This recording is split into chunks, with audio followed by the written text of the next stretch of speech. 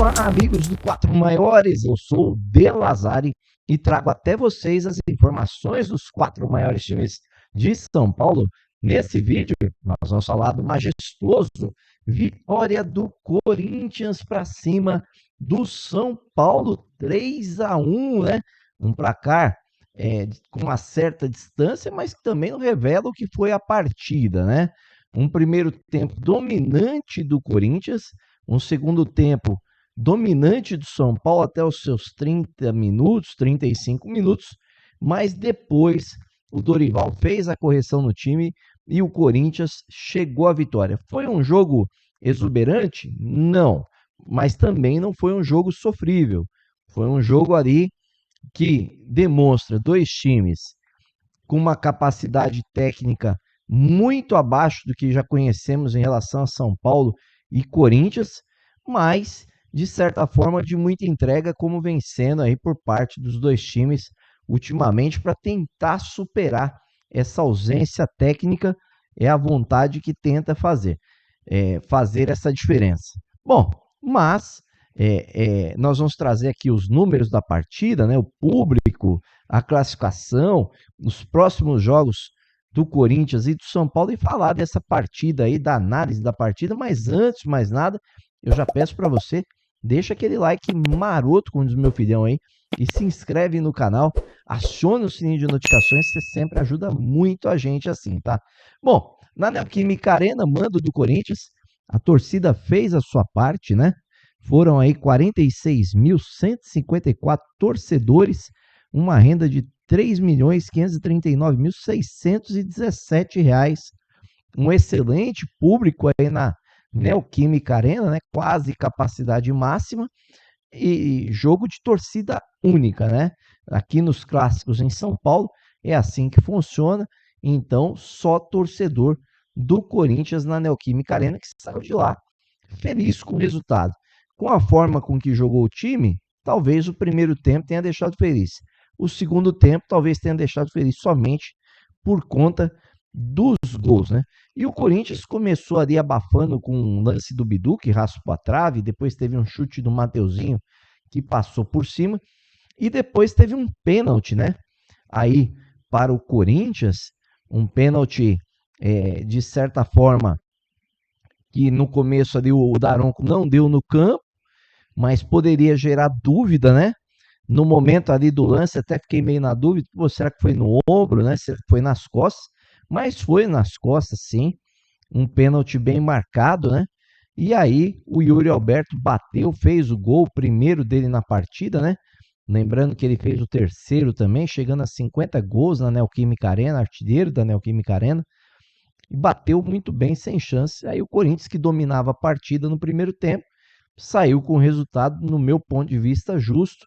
Depois desse gol do Yuri Alberto aí, muita trocação de bola para lá e para cá, mas nada efetivo. No segundo tempo, como eu disse, o São Paulo voltou melhor, voltou mais ligado.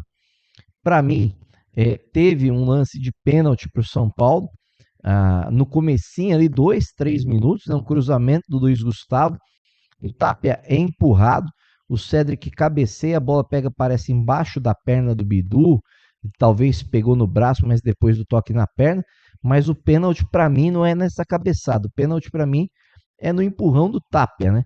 Eu vou até pôr o lance para vocês aqui, que aí eu digo, né, que a arbitragem,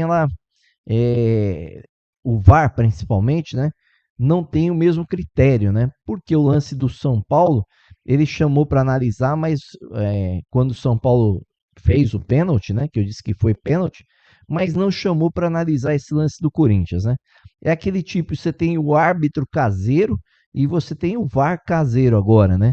Porque se o Daronco não viu o lance do São Paulo, lá do pênalti do São Paulo no primeiro tempo, por que não marcou aí esse pênalti no segundo, né? O VAR teria que chamar. Já que a atitude do árbitro foi a mesma, o VAR tem que manter o critério, né? Então eu queria até que vocês dessem uma olhada aí na imagem, para ver se eu estou falando bobagem, principalmente a imagem que pega por trás do gol. Dá uma olhadinha. E aí eu vou trazer o lance antes também do Ferreirinha, tá? Para você analisar.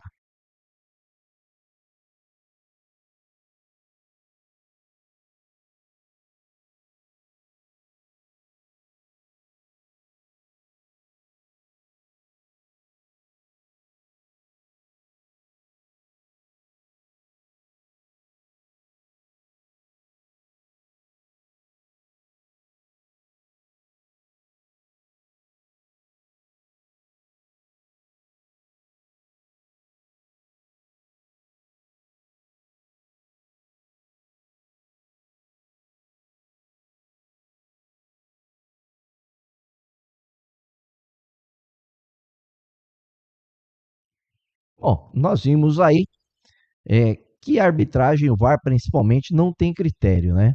Bom, e aí veio a sequência do jogo. São Paulo tentou algumas chegadas, mas também já não cresceu mais. E aí entra o Memphis Depay na partida junto com o Vitinho, né? A mexida do Dorival, com que fez com que o Corinthians crescesse na partida, né?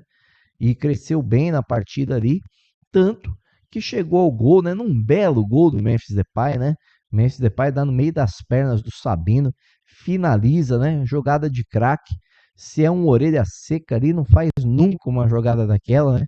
Então mostrando todo o seu potencial, Memphis Depay, que tem números importantes aí para o Corinthians, né? Já são 32 participações em gols, né? Entre assistências e gols. Então o Memphis fez a diferença e, enfim, né?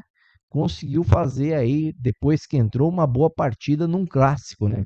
Coisa que ele não vinha conseguindo. E o Vitinho também deu o ar da graça, né? Ali aos 44 para 45 quase. Puxou para a perna direita, bateu, a bola pegou na trave, um belo chute. E na sobra o Yuri Alberto, né? O Alan Franco não combateu, ele dominou, bateu de esquerda ali, bateu bem no canto, sem chance para o Rafael, né? Então, vitória, para mim, merecida do Corinthians, apesar dos números mostrar muito equilíbrio, né? Vocês vão ver que o que fez a diferença foram os chutes a gol, né? O Corinthians teve 47% de posse de bola contra 53% do São Paulo. Foram 13 chutes a gol do Corinthians contra 7 do São Paulo. Foram 4 escanteios do Corinthians, 5 do São Paulo. 13 desarmes do Corinthians, 12 do São Paulo. 15 faltas do Corinthians, 16 do São Paulo. Um cartão amarelo para o Corinthians e 2 para o São Paulo, sendo que desses cartões amarelos aí, o Alisson está suspenso e não joga. Será mais um desfalque para o Crespo, né? Que já tem aí 13, porque o Tolói também saiu machucado, né?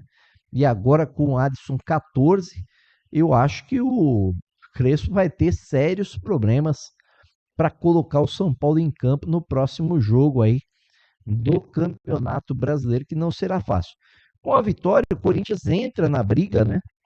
Pela Libertadores ali, pela pré-Libertadores, eu diria, porque vai ser muito difícil ali chegar entre os 5, acho que já não dá mais, né? E aí, o Corinthians vai tentar uma vaguinha ali na pré-Libertadores, quem sabe ficar em sétimo ou oitavo, nessa briga com o Bragantino e com o São Paulo, né? Dá uma olhada na classificação aí, tem até uma curiosidade, né? O Corinthians está atrás do São Paulo, mas por número de cartões, gente, tá? O Corinthians tem saldo -1 no campeonato, o São Paulo também, eles têm o mesmo número de vitórias. O São Paulo fez 38 gols, tomou 39, o Corinthians a mesma coisa, tá? E aí, os cartões estão fazendo a diferença, o São Paulo na frente aí, por ser um time um pouco mais disciplinado do que o time do Corinthians. E ali o Bragantino, né, que vocês veem em oitavo com 45 pontos, e um pouquinho mais distante ali na frente já o Bahia, né, com 53 pontos. São 8 pontos de diferença, faltando 12 pontos. Acho muito difícil alguém chegar ali nessa sétima colocação. O negócio é tentar ali o G8, né? E aguardar que Cruzeiro ou Fluminense vençam a Copa do Brasil para que abra essa vaga na pré-Libertadores, né, gente? Então é tudo que resta ao São Paulo e ao Corinthians, muito possivelmente, essa briga da pré-Libertadores em oitavo lugar, gente. Olha, como diria um motorista de ônibus, né? A que ponto chegamos, né? Veja só, São Paulo e Corinthians com problemas sérios, né? E problemas sérios terá o Corinthians para contratar o ano que vem, porque o Transferban ainda não foi pago. Problemas sérios terá o São Paulo também, que vive num momento de dívidas e que não consegue, né? Um investidor bom à parte aí para conseguir sanar suas contas. Parece que melhorou um pouquinho as dívidas do São Paulo esse ano aí, mas a coisa ainda continua feia. O que está feio é o departamento médico de São Paulo, que vive lotado. Logo, logo vira série, né, no Netflix aí, Dr. House, Plantão Médico, alguma coisa assim. Casa ali tá complicado pro São Paulo de tanta contusão, né?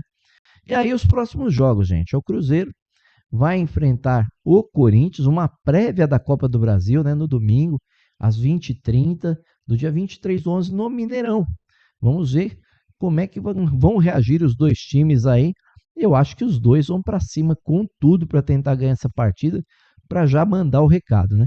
E o São Paulo, que não tem o Morumbi, que está ali com shows, joga na Vila Belmiro, né? No domingo, 16 horas, provavelmente jogo da TV Globo, dia 23/11, contra o Juventude. Vamos ver o que faz o São Paulo. Em resumo, geral aí para amigo do canal, vitória merecida do Corinthians. O São Paulo não mereceu a vitória, o Corinthians buscou mais, foi melhor no primeiro tempo, foi melhor ali nos 10, 15 minutos finais. O São Paulo conseguiu o empate, foi um pouco melhor até os 30 minutos ali do segundo tempo, mas isso foi pouco, né, para segurar o Corinthians. E agora, tudo equilibrado entre os dois. Vamos ver o que acontece. Para mim, no próximo jogo, o jogo mais difícil para o Corinthians do que para o São Paulo, né? E o Bragantino pega o Flamengo, então aí nessa briga de 3 times com 45 pontos, talvez o São Paulo consiga pular na frente, provavelmente, porque eu acredito que o São Paulo até consiga vencer o Juventude, mas eu acho muito difícil que o Corinthians vença o Cruzeiro. Talvez até empate, mas vencer o Cruzeiro lá no Mineirão, nesse momento, eu acho que é uma missão muito complicada para o Corinthians. Haja vista aí o Cruzeiro, que está ainda na briga pelo título, né? Poderia até ter melhorado se não tivesse empatado 3-3 com o Juventude hoje. Espero que vocês tenham gostado da nossa análise, do nosso comentário. E se gostou, é claro, deixa aquele like maroto, como diz o meu filhão. Se inscreva no canal e acione o sininho de notificações. Gostou demais da conta? Compartilhe com os amigos e com a família. Valeu, um grande abraço.